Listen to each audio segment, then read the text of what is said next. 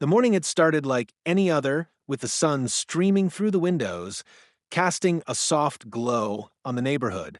For Sarah and Mark, it was supposed to be a new beginning. After months of looking for a place, they had finally found the perfect house in a quiet suburban community.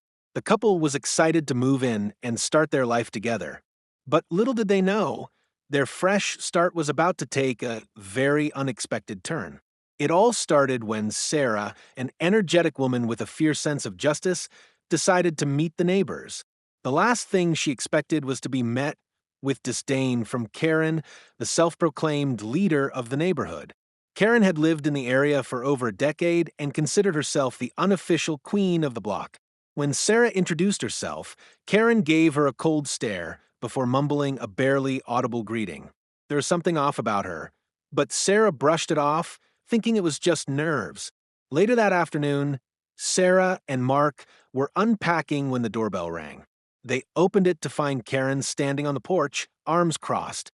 She didn't waste any time before launching into a tirade about the property, the noise, and how they weren't following some of the unwritten rules of the neighborhood. Sarah tried to explain that they were new and still settling in, but Karen wasn't having it. Her eyes narrowed, and her words grew more venomous.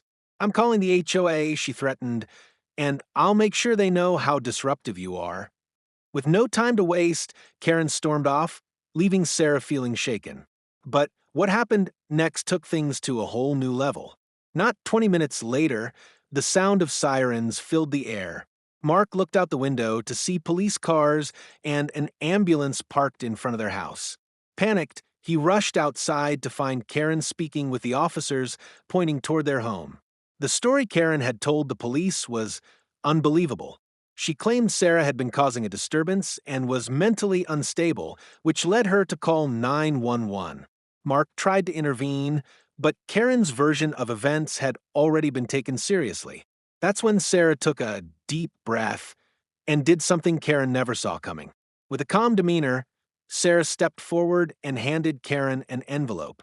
"I'm sorry, but you've just been served," Sarah said, a sly grin forming on her lips. Karen's face went pale as she realized she had just been served with an eviction notice. In front of the police and the neighbors, the tables had turned.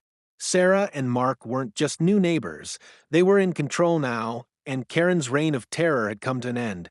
The crowd watched as Sarah stood tall, her quiet strength finally shattering the illusion of Karen's authority.